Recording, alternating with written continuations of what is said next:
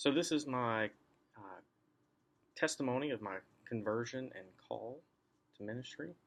Um, Much like many people, I got to spend summers at my grandparents' house, um, and we would go usually a week, 2 weeks out of the summer, and spend time with them, get away from them. It was like a vacation for us as kids.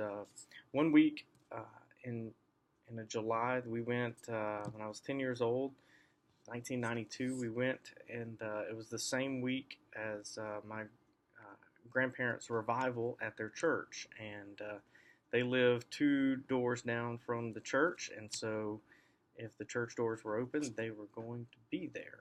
And so anyway, we uh, as 10-year-old as a 10-year-old boy, was kind of begrudgingly going to have to go to revival every single night, but knew that we could kind of trudge through that. And I remember it very vividly. I didn't really want to go. We were tired. We had played all day at our grandparents' house, but it was Thursday night, and our grandparents said, "You know what?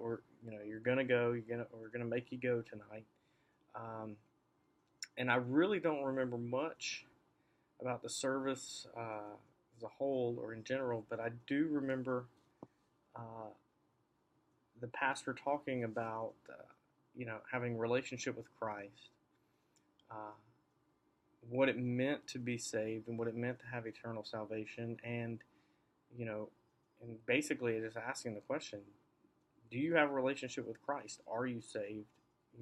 Do you have eternal salvation with God? And I remember just kind of sitting in the pew, going, I don't really know.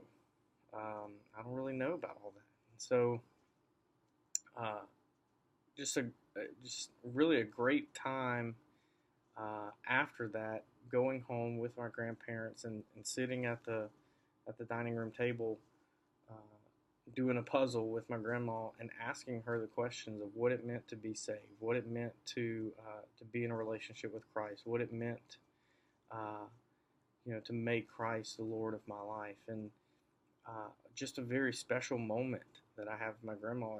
As that night, she led me to the Lord, and I prayed to receive Christ at her home, in a Thursday night in July of 1992, and since then, my grandma and I have had a very special bond. Even before that, but even since then, we've had a very special bond, knowing that it was her, um, basically, you know, stubbornness and the fact that we were going to go to revival on a Thursday night, but she was also going to make sure that her grandchildren knew who the Lord was, and was not ashamed or not afraid to have that conversation and tell them about who they were. Uh, my kind of transitioning into my call, and so through the teenage years, I grew up in a small church, uh, but it was very fortunate, very blessed to have a guy come into my life when I was 16 years old and really started to take me under his wing, and disciple, mentor me in the Lord. And it was through that relationship, it was through that friendship, through that mentorship, when I was a teenager, that God really started working in my life, and I really started sensing God doing something different in me and in my life. And I I couldn't at the time, I couldn't put my finger on it. I really did not know what God was up to, what God was doing. Um, I was able uh, to say no to some things that some of my friends weren't able to say no to.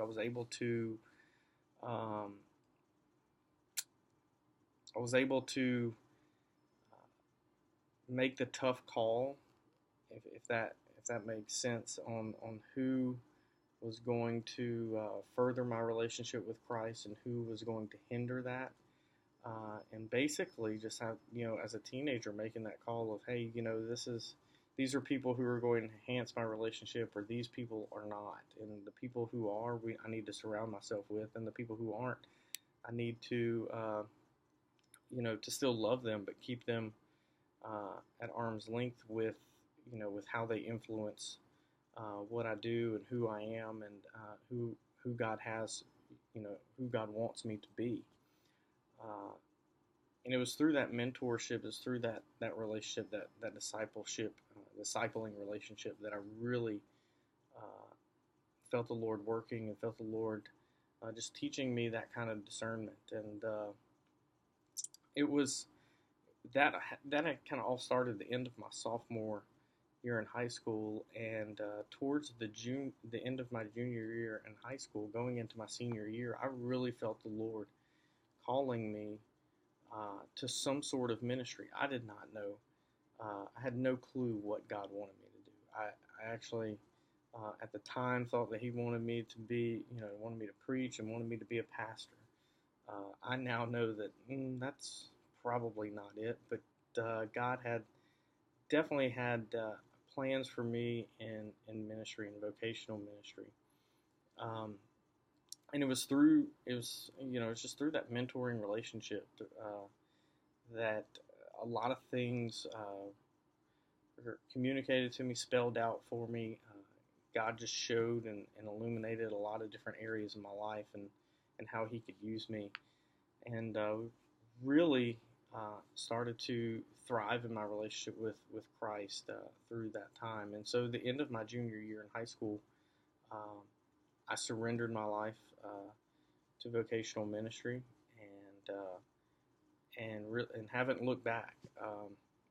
It was through that time that I eventually, in my senior year, enrolled or applied for and got accepted, and then enrolled in Level College, and started that the next fall, and really have not looked back. God's done some amazing things in that, and brought me some amazing places, and just served with some amazing people. And whether it's been Lafayette, or Clinton, Louisiana, or now Zachary, and few mission trips in between, God's just done some amazing things through that call, and I really could not imagine myself doing anything else, and just the Lord confirming that each and every day, where I'm supposed to be, what I'm supposed to be doing, and it's just take great comfort in looking back and seeing what He's done, and who He's used, and how He's used them, and then really just how He's used me and my family to do kingdom work for Him.